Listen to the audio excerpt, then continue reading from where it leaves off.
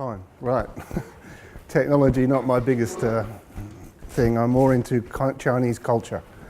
And most of my time is spent, as I said, in the helping companies with Chinese cultural problems. I spend about 6 to 8 weeks every year in China, all over the place. And the rest of the time I lecture at the uni in entrepreneurship and innovation management. However, I much prefer talking about Chinese culture because it's much more interesting.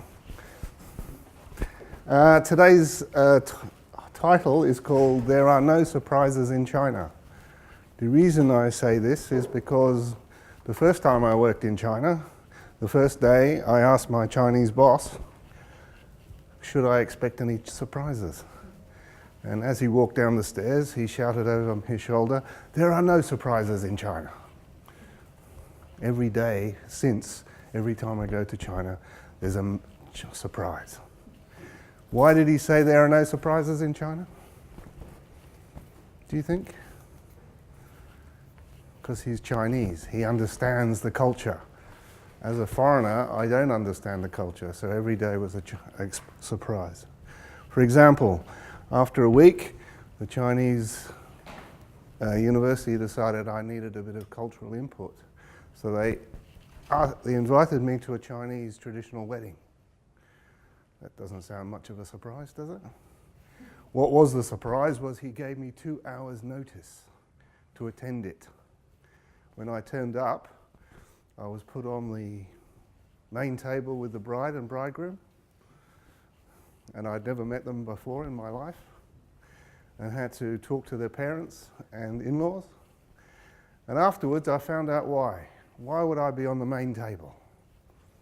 Because they thought a foreigner would add status to their wedding. That's why I was there. There are no surprises in China. That's why I always start with that, because it reminds me that every time I go there, there are lots of surprises. As I was telling my fellow speaker, the last time I met my wife, who's also Chinese, to leave the country, China, to go on holiday in Taiwan. As we were leaving, through immigration, they arrested her and took her away on Christmas Eve. As I had already gone through immigration, you know when you stand at the counter there, and then they go forward, they stamp it, I'd gone through the barrier. So I had left the country. I couldn't get back in to get with my wife because they wouldn't let her go. So I was outside China and she was stuck in it. I had to beg them for an hour to allow me to come back in without a visa. That was a surprise. It ruined the holiday because they wouldn't let her go to Taiwan. Next day I read in the paper that there had been an incident in the Taiwan Straits where Chinese naval ship had been overflown by Taiwanese fighters. That was the reason. But we, as holiday makers, didn't notice. So, how many people have been to China? Lots and lots? One. My fellow speaker. China to Australians is usually regarded as one country. I tend to regard China as like Europe. It has different countries in it. So China has it has 23 provinces. It has also autonomous areas, 2 special administrative regions, and over 10 languages with 200 dialects. Each province has its own culture, in a sense. So when you go there, it is important to realize the differences in culture. For example, my wife doesn't speak in Mandarin. She speaks in Chongqingese, which is her dialect. And so even if I bothered to learn Mandarin, we wouldn't be conversing because she only speaks in Chongqingese. Different cities, different cultures. Not all one Chinese culture. And if you ask Chinese in China about other places, they'll give you examples of this. Beijing. Ever heard of Kandashang? Callan? No. What is Kandashang? Other Chinese think that everyone who comes from Beijing, when they're asked a question and they don't know the answer, they'll just carry on talking rubbish at you. They won't say, I don't know, or say nothing. They will give this long, convoluted story with lots of very long words in it, but actually study it means nothing. And they do it with a very serious face. That's Kandashang, famous for being from Beijing. Shanghai people, to every other Chinese, are known to be tricky.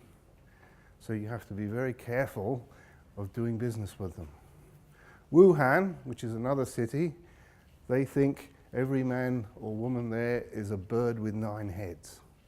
What is a bird with 9 heads? It means they change their opinions, their way of talking to you every day as a strategy to put you off, if you like. Chongqing and Chengdu are only an hour away on a fast train in Sichuan province, but they're totally different. Chongqing is where I spend most of my time. Chongqing people are in your face, they're very abrasive, they're loud, they're all over you, you can't move without them being here. While Chengdu, which is only an hour away, they're very mellow people, they're relaxed, spend their time playing mahjong, which I didn't believe. So when I went there, I saw all these people playing mahjong. It was true. And Guangzhou, down the south, the other Chinese, if you ask them about them, they'll always say, they eat anything if it moves. So I was once in a traditional dinner, and in the dinner was a traditional restaurant in the middle of nowhere, and they started serving dishes that were extremely weird. Locusts, spiders, chili locusts, all sorts of weird insects. And they presented it because I was the foreigner, I'm at the head of the table. I'm the guest of honor, so you get it first. And you look into a plate of chili spiders and think, do I really want to eat this? And I said to my neighbor here, what shall I do, who was Chinese? And he said, he whispered, give it to the guy next to you. And I said, why? And he said, because he's from Guangzhou. He'll eat anything. So I did. I said, would you like some? He said, yes, I'd love them. And because all the other people weren't that interested in eating chili spiders either, he got bags out and took the lot home. So that proved another stereotype. Now, when I've been to China, particularly Shanghai, when I meet foreigners, I ask them why they're there, Western businessmen. And basically they go there, unless they're people like Callan, who's been there a lot, the first time they go there is they think because there's 1.4 billion Chinese, if we can sell, we can make a lot of money. So I use the example of if we can sell one meat pie to 1.4 billion Chinese, we can immediately retire to the Gold Coast and sit on the beach. This sounds easy, but it's not easy to sell anything to Chinese because they're very value driven. However, in our favor, particularly Australia, the Chinese still think everything from the West usually is superior to their own. As I noticed my wife loading up suitcases, packages of all our stuff that she sends home. I could get a job as a delivery boy quite easily, the amount of stuff she sends to China. Because it's Western, it is superior. Luckily, this still holds. But success is a long-term game. And the biggest barrier, and I'm biased, is cultural differences. Companies like Siemens, Uber, eBay, Facebook, Google, and Volvo, for example, have all had massive problems there. Volvo are okay now because a company from Hangzhou, Geely, bought them after making year in, year out loss. Why did they buy them? Why would you buy a company that's losing money for the last 10 years? Because they wanted to take it apart and use the technology. That's why they bought it. Facebook, Google, banned in China.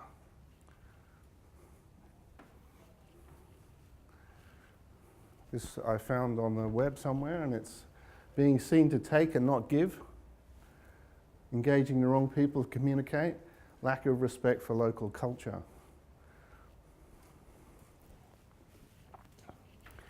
So what I use to frame, if you like, Chinese culture, because culture is a very abstract concept. It's slippery. It's difficult to get your hands on. It's not like some product. I use something called cultural intelligence. Have you ever heard of cultural intelligence before? We used to have IQ, then we had emotional intelligence, other intelligence, and in the last 10 years we've got something called cultural intelligence, which is basically the ability to adapt effectively to different cultures. Some people naturally do this, but most of people can increase their cultural intelligence by being trained in it. The difference with cultural intelligence than normal cross-cultural training is that in normal cross-cultural training, they'll teach you things like how to give someone a business card. Because in Australia, we'll just flick one or hand it one-handed. The person will glance at it and put it in their back pocket quickly. In China, they will take it with two hands. They will study it for a long time right in front of you. That makes us feel strange while they're studying it. Then they will go to a lot of trouble to put it in their pocket. They won't just glance at it and stick it in their back, which is next to an area the Chinese think is not really the place to be putting your business card that you've just handed someone. The other thing that I notice always pops up in these cross-cultural training programs is that you should not put your chopsticks horizontal into rice. I think someone, as a joke, said that about 30 years ago, and people are lazy when they're writing books and have carried that on. Is this going to help you understand Chinese culture? By knowing that you shouldn't stick two chopsticks in your rice? How far are you going to get with your business trip if that's all you know? That was the level of cross-cultural training. Now with cultural intelligence, we're trying to get a bit deeper. So the framework, cultural intelligence, basically has 4 dimensions. A cognitive one, meaning what you think. A motivation one, which is how motivated you are when you get there. Behavioral, what you do, how you actually behave when you're in China. And the last one is the hardest one, is called metacognition, which has been called thinking about your own thinking, meaning become aware of what you're doing when you're doing it, rather than just do it. Why is this important? Because I can, say, train you in cultural intelligence sitting in a nice environment like this, where we can all go and get a coffee, speak the same language. But when you get off the plane in China, the game is on. You don't know what you're doing. The language is different. What does your brain normally do if this happens? You get anxious, emotional in charge into your brain. Endorphins or chemicals start overlaying your thinking processes. It kicks in with a fight or flight concept. So you tend to have these emotions that make decisions there that are fight or flight ones, not considered. So when you can train someone here in a nice, easygoing attitude, situation, when you get there, this might all go out the window because you'll be guided by emotion. So metacognition is reflecting on your own emotions while you're doing it. I've seen many Westerners with me who are so anxious, or not anxious, they don't realize they're anxious, but they start doing things that they wouldn't normally do. So we have cognition, thinking and learning, which is about their customs, rituals, beliefs, values and assumptions. Motivation, cultural empathy, emotional context, and being persistent. Because if you lose motivation, you don't really do very well when you get there. I've been in many bars in Shanghai, as a researcher of course, where you meet lots of expats talking to expats over beers and drinks. And all they're doing is whinging about China. They don't actually engage with anyone. They sort of say, and how long have you got to go before you can go home? And so their whole world collapses into this expat thing, which isn't really helpful for the company. Behavior is acceptable behavior, communication particularly, practices and rituals, and engagement. How do you engage with Chinese? And the last one, as I said, metacognition. Self-awareness, suspending judgment. You'll come across things that you'll think, why is that happening? And instead of making a quick snapping judgment, which is usually emotional driven, it's, if you can, try and suspend the judgment until you recognize a pattern. So this looks a bit confronting. This is what I spend my day doing, creating triangles with lots of things in them. Before we look at China, let's look at our own culture, because this is where the clash is. And in culture, culture's a bit like an iceberg in the sea. You only see the tip. Most of the iceberg is under the water. Similarly with culture. Most of the culture is under conscious, it's unconscious. Culture is a way of survival. And most of what we do is driven by our own culture, but we don't really realize consciously we're doing it. It just drives us. Very hard to actually get people to say what their unconscious assumptions are, because they're unconscious. 3 levels of culture in the iceberg. The bottom one, which is unconscious assumptions. The next one is the values, a culture's values. We value this. And the top one is called cultural artifacts. And these things are the surface manifestations, if you like. The language, the rituals, the habits, the practices, the food, anything you can see, feel, touch. The problem is that when you go to a different culture, this is the layer you'll see or feel. Values are intangible, you won't notice them. The unconscious assumptions, you won't notice them. This is what you come across. So from an Australian point of view, we have values of equality, being casual, working hard so we can have fun. We are merit-based. If we work hard, we'll get that promotion. We're open. We tend in business to look at short-term planning, 3 monthly reporting, individual freedom, me. I want to get the good job. Hard work will be rewarded. And confidence, we tend to be confident that if we work hard, we will get what we want. And this is usually driven by the unconscious assumptions of Australian culture, which is competitiveness based on task orientation. What do I mean by task orientation? I mean we put work or tasks in front of anything else.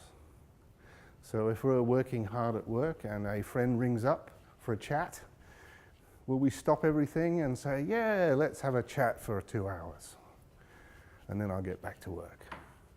No, normally we will say, I'll meet you later, I've got to do this work. So work is primary over relations. We look for what I call absolute truth. Westerners tend to seek, especially at the universities, truth, absolute truth. So it's either right or wrong. Either this is right or that's wrong. Yes or no. We have things like that, which can cause conflict, which we argue with ourselves and hopefully resolve it. But the environment can be quite argumentative. We are seeking this objective stance. This is Australian culture. Would you agree that's fair? So the artifacts I put, a fair go, which is linked to equality, because all these are linked. She'll be right, casualness. The job comes first. Get it to me by Friday, short-term planning. Tall poppy syndrome. If we rise too far, we'll get cut down because we're all supposed to be mates. And the early bird gets the worm. If we contrast that to Chinese culture, we have a mirror image of opposites.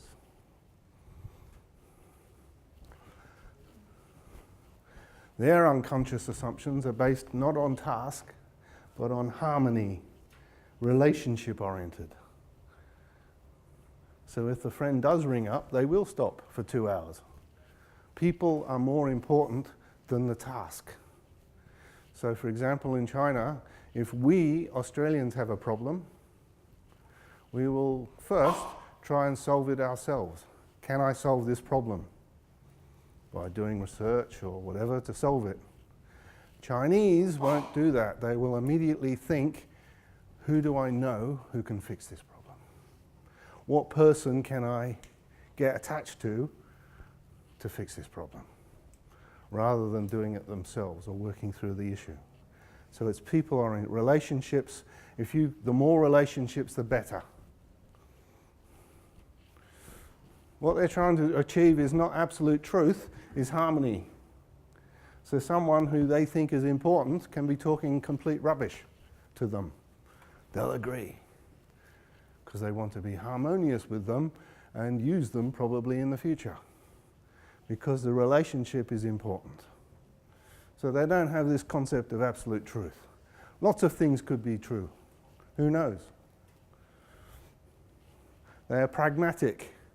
They don't argue about things. Either this is right or that's wrong. They don't have yes or no. Pragmatic, they'll just guess. So in the university, which has been doing this for a long time, hasn't learnt yet that when they survey Chinese students, 0 being they hated the lecturer, and 10 being he's the greatest lecturer in the world, 5 being the neutral point, where do you think all Chinese put their thing, their mark?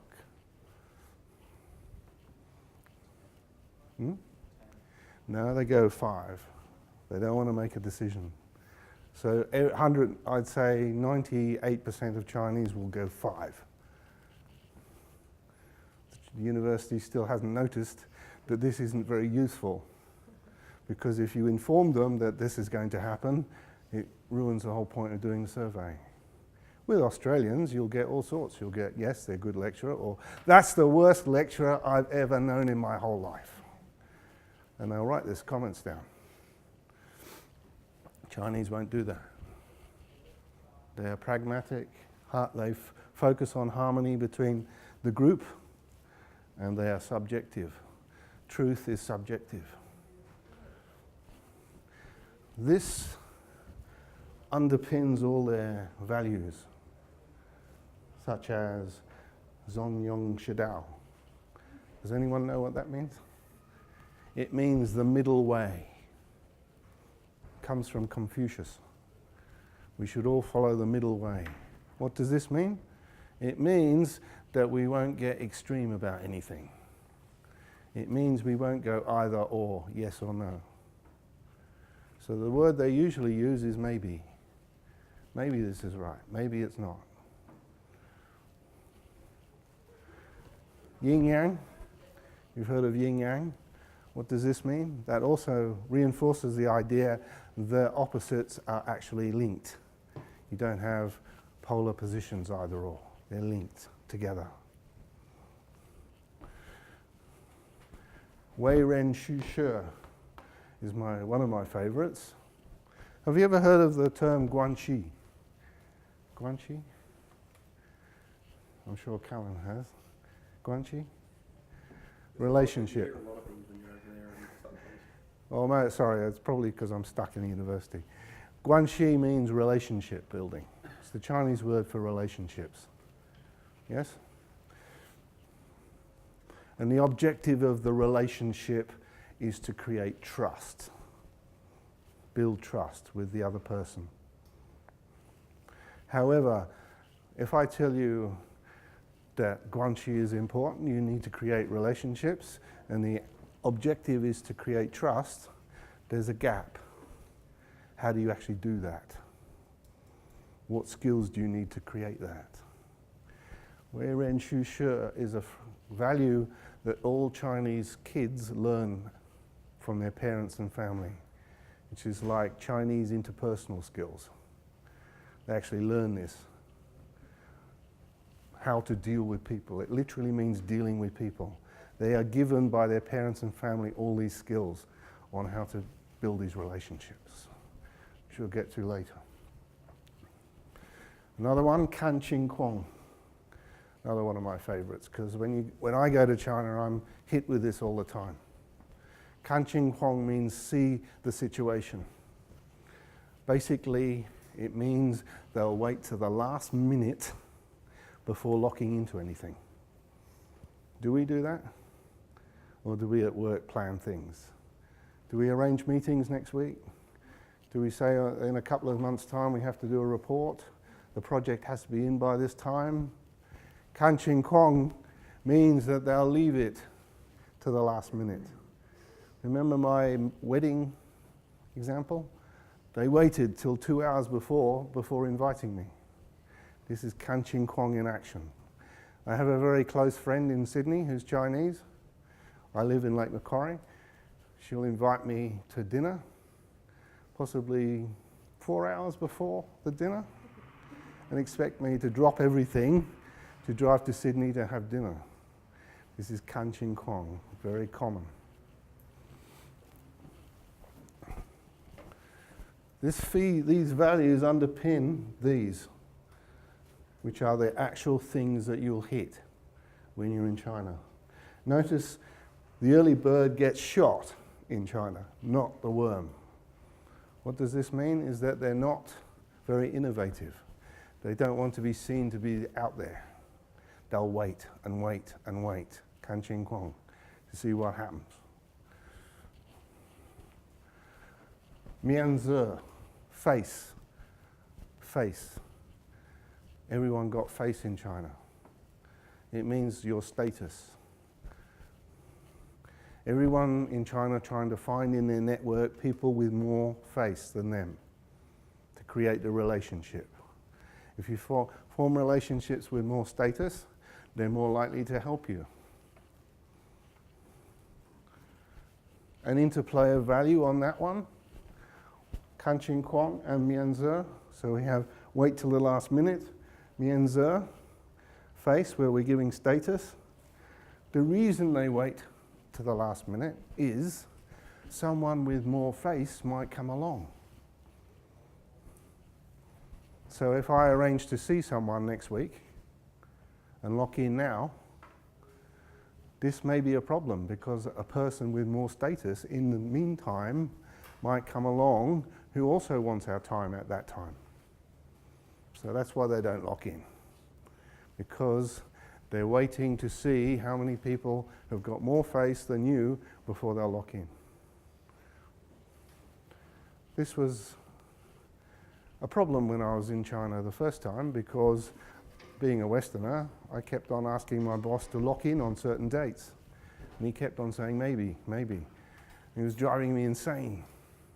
Can I come and see you about this burning issue I have? Maybe.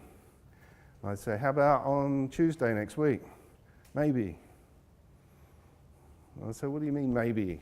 Either yes or no. And he'd say, maybe. And the reason I found out, because when you get all this is difficult to deal with, so you tend to get alienated until I decided to actually find out why he was saying this. And one of the students told me the reason is someone more important than me might come along and want that time. That's why he said maybe, maybe, maybe. From a Western point of view, this drives everyone insane, because Westerners like to plan.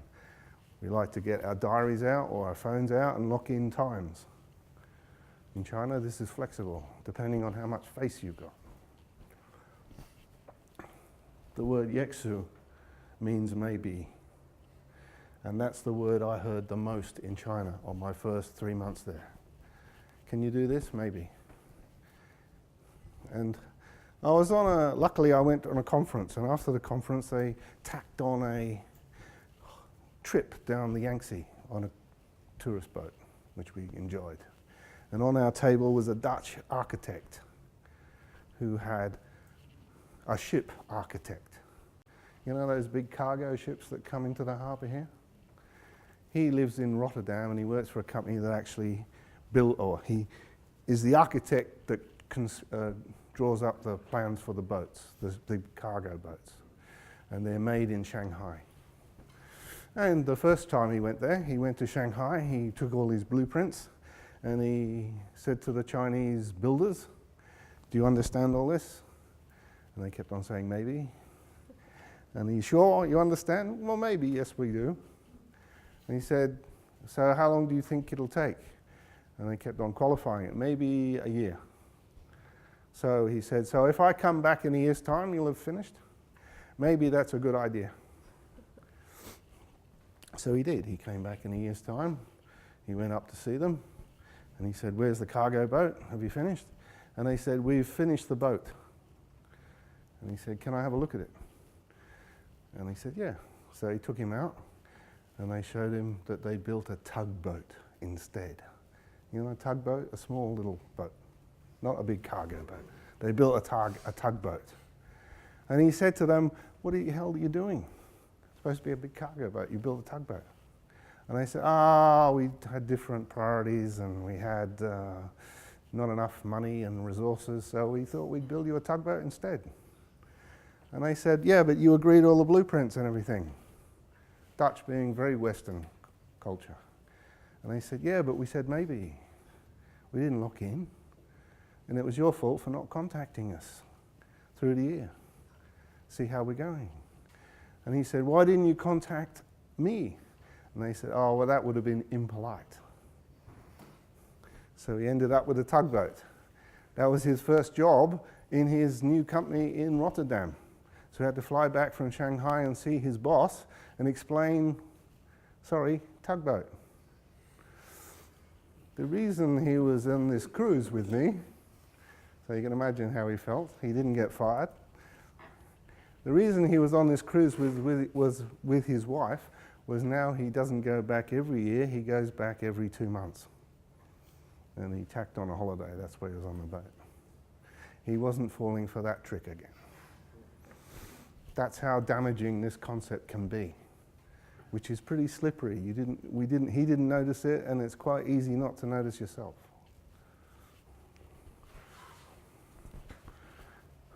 Xinren is the Chinese word for trust, which we use. So if I want a relationship with Callan's company, I would try and build up a relationship with Callan's company and hopefully Callan. Trust. Because if we have trust, we could probably deal with each other. In China, the Chinese never really use the words trust or Xinren. They don't really relate to it because it's abstract. What they use is the word panyao. Panyao means friend. I want to be your friend. So when I challenge students why they keep on contacting me and asking me frivolous thing from China, they say, "I want to be your friend." And they keep on saying, "Why would you want to be my friend? I'm an old man and you're a young girl. Why would you want to be my friend?" And then I miss the point. What they're saying is that they think I might be useful for them in the future, and instead of saying I want to build a relationship, a corporate one if you like, based on trust, they try to become your friend. And friendship in China means everything, not just at work. Because in Australia we have work colleagues, we have personal friends, we have club friends, whatever. In China, once you become their friend, it's everywhere. Every aspect of your life.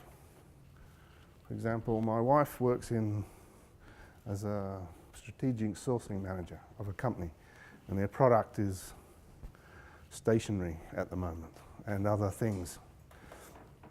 She gets phone calls from China asking her to find a Western company in old age care, in nutrition, in mining, in anything. And she says to me, oh, it's aged care. Do you know anything about aged care? No. And I ask her why they would ring her up and ask her about aged care when you know nothing about it. And she says, because they're my friend, I went to school with them. That's more important than having any knowledge about the field. They trust you. So even though you mightn't know anything, at least they trust you. So the trust is everywhere in their whole life. And once you become their friend, you can't get rid of them. I get emails from 10 years ago. I haven't spoken to them, asking me, could I help them do something? And if you send an email 10 years to a Chinese and you're a friend, they will help you. This is a long-term game. If you break this relationship, they will never talk to you again. Sorry, they may talk to you, but they won't help you ever again. So in Australia, we might have disagreements at work. We have an argument, gets pretty heated about something at work, but afterwards we're all going to have a drink and forget about it. If you do this in China and have conflict and argue with people, you'll insult their face, mianzi.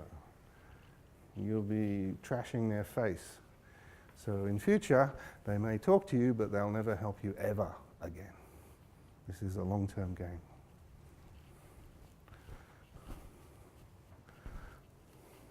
They are also secretive. They don't like giving any information. I asked my wife, what's she doing on the weekend? Silence. When I first got married, I thought this was because she was deaf. So I would say it louder and louder and louder, 5 times, shouting, what are you doing at the weekend? Silence. So one day I pinned her down and said, why don't you answer? Because she said, in China, silence is the answer. It either means no or I don't know. Which is very strange, because if you go up to someone and say a direct question in Australia, you're expecting an answer, not silence. This can be confusing.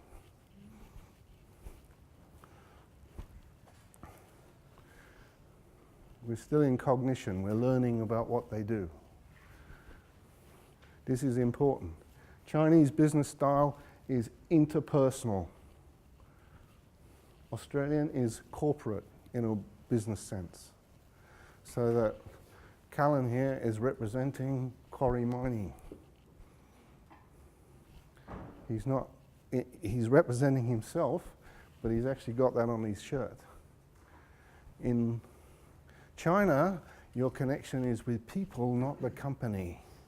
Your connection is to the person, not the company. So you don't have 2 companies dealing with each other. You have 2 key people dealing with each other. So when they have these relationships, this person may be in that firm at the moment, and that's the relationship you're having. But if they leave, they will take that relationship with them.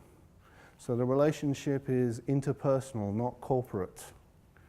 So if I say, like, when Tim introduced me, he said I'd worked for IBM a long time ago.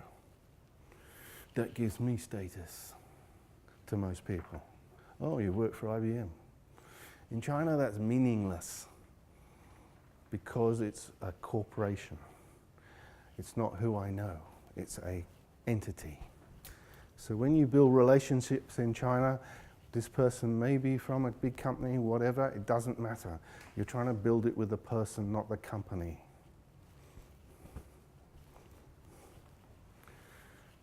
We move to motivational CQ, which is the motivation to keep doing this when you get to China. Cultural empathy. I see a lot of Westerners go there. I had a colleague who just walked up to a restaurant or McDonald's and ignored the queue and started demanding the food. They're an extreme, arrogant person. In Shanghai, I sat in the famous street, the Bund, where I'd see big shots in their Westerners in their suits walk in to coffee shops, go straight to the front of the queue, demand a coffee. When it wasn't made right, they'd throw it back and say, "What's this? Don't you know how to make coffee?" It's like a certain group of expats take their politeness off because they're in China. All cultures are equal value. Culture is not superior to another one. Not underdeveloped Americans. The American foreign minister, whoever's in charge of foreign affairs, I can't remember the person. They were quoted as saying, "Don't worry, every other country is underdeveloped Americans. And in a few years, they'll all be like us." Meaning that because of English, Hollywood, etc., everyone will have the same culture. Is it the same in China? Mm. Are Chinese the same as Americans?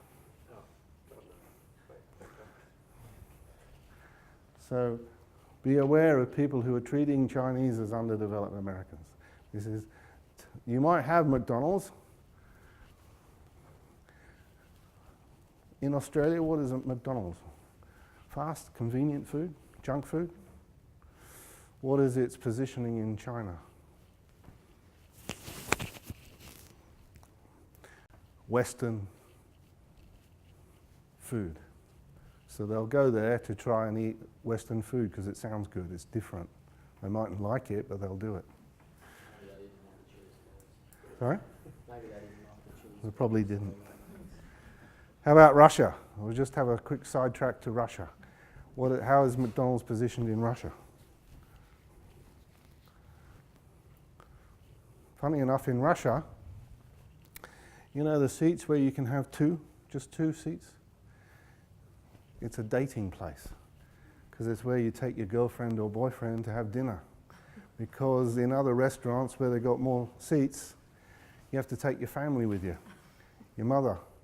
Make sure you don't get up to anything naughty. So McDonald's is a place where dating couples go.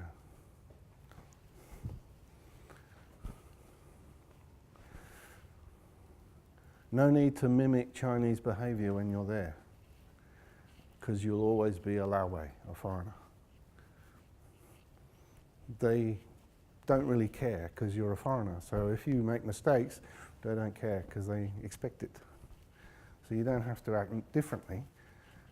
You don't try and ape or copy them. But when you when you go on company trips to China, try and identify who the key people are. Because usually there's waves and waves of flunkies who you can't tell how important they are. Because the key man mightn't even turn up to the banquets, mightn't even turn up to the meetings. You have to get through these people. Relating back to the corporate versus interpersonal, when you communicate with them, in my experience, Callan's might be different, emails are a complete waste of time. Because it's corporate to corporate, so if I was sending University of to Corrie, I would send a corporate email. He would send one back, like Tim did when he was arranging my visit. In China, emails probably get sent to someone who can't read English and one of the flunkies. So because they don't want to lose face, they won't answer it because they don't know what you're saying. So the HunterNet's first trip, they got 8 million business cards. They merrily went home and went bang, bang, bang with emails, and I think only one responded. Communication is interpersonal via social media called WeChat, which is their equivalent to Facebook. Your job, in a sense, if you go to China, is try and find the key person, whether it's male or female, and then ask them, can you link with them on WeChat? If you do, if they say yes, this is a big step towards getting communication started. Once you've done that and you come back to Australia and you start asking them things, don't ask business things, because you've got to build up this friendship first. If they don't respond, you've lost it. If they start responding, good. And they normally will, because they're interested in other places. What do you talk about when you're building this relationship? Favorite topics? Food. On my WeChat, I can show you 50 Chinese, and I'd say 90% of their communications are a meal they've just eaten that they photograph. Food is like more important to them than their family. Family's always said is important, but food is even more. So if you're trying to connect and you start taking photos of meat pies or burgers and say this is what happens in Australia, they'll be interested. They mightn't like it, but they'll be interested. Family, they're very interested in family. And also when I say fun, I mean, say, Newcastle Beach or some new experience they haven't seen. They're interested in this. This is how you create the friendship. Then, over time, you can start talking about business. So you're trying to find common ground and not be adversarial. You don't disagree with them. If you do, you're gone. You mightn't commit, but you use it, it's a friendly thing. Engagement. So we've started a communication. How are we going to take it further? Engagement is purposeful and long-term, not short-term. Remember Wei Ren Shusha, dealing with people? These are the skills they've learned. Watering the flower means with a relationship, every now and again you say hello. Keep on saying hello. And so I used to get, when I didn't know this, I get stuff sent to me from friends or people I'd met in China saying nothing really, not important. And I asked a friend of mine, why are they doing this? And they said, watering the flower, just keeping the relationship going. So they think of you and they think, oh, about time I kept that going a bit. So they think of, oh, have you ever seen this before? It's not very important, but it's putting you there. Giving face, praising people. In emails that you get, even if you do get, a Chinese will say, Callan, you're the most fantastic bloke we ever met. You're a true genius. It was such a pleasure to meet you. Can you? It is true.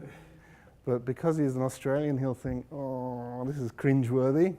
And then at the bottom, they'll say, can you do something for me? In Australia, we reverse it. We say, hi, Callan, have you got a minute? Can you do this? And by the way, I enjoyed your speech the other day, at the end. So you have to read all this very cringeworthy stuff that is against our culture, which is basically giving you face. Banquets, dinners, and social occasions, that's where you're trying to become friends. They're part of the business, trying to build this trust.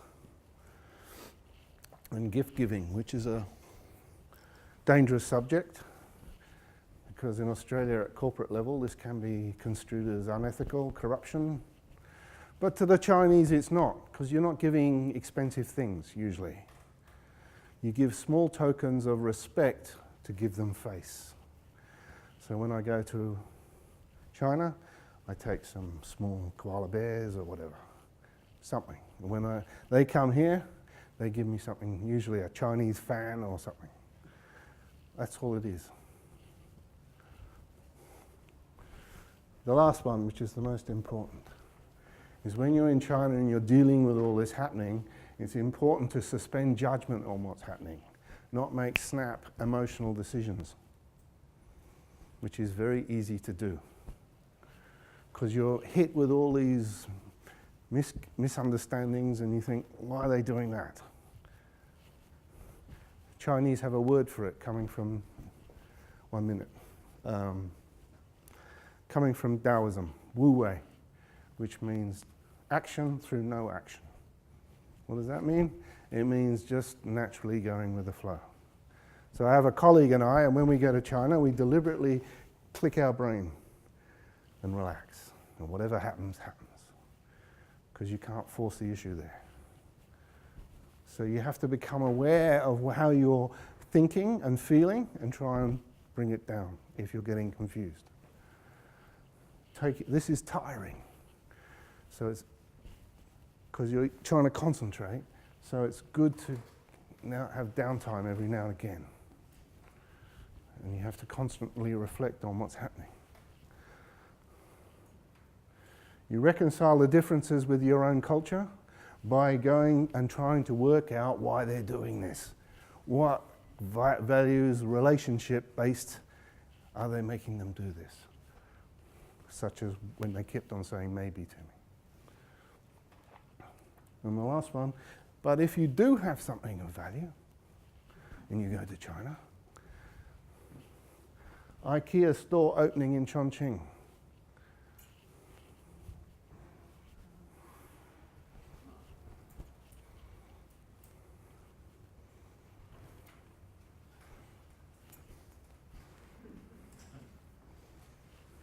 Food, Swedish meatballs. Thank you. That's the end. Ta.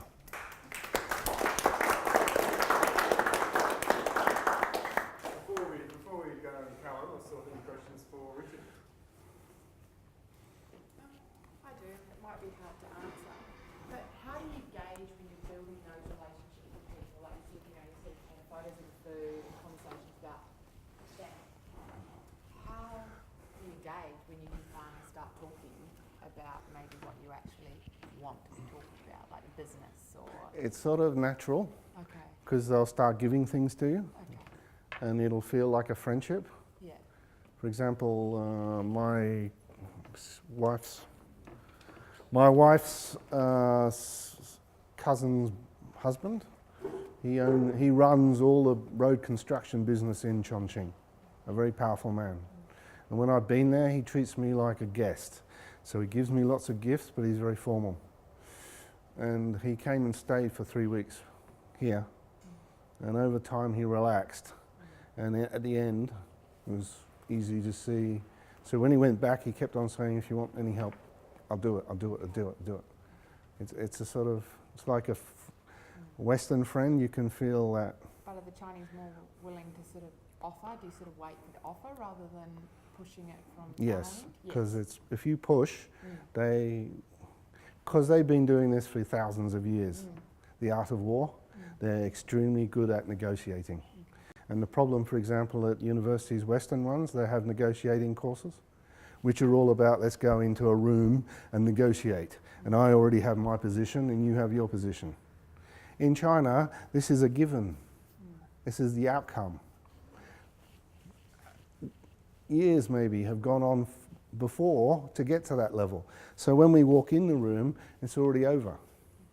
And the contracts are very broad, no detail, because you trust them.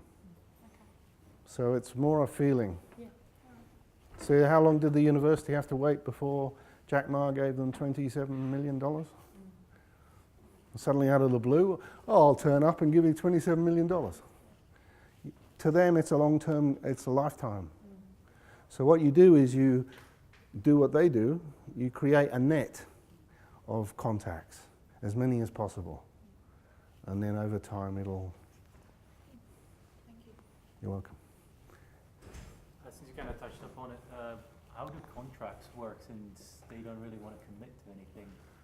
It's probably pretty difficult to present a contract that says, oh, that's going to be finished by this and that date.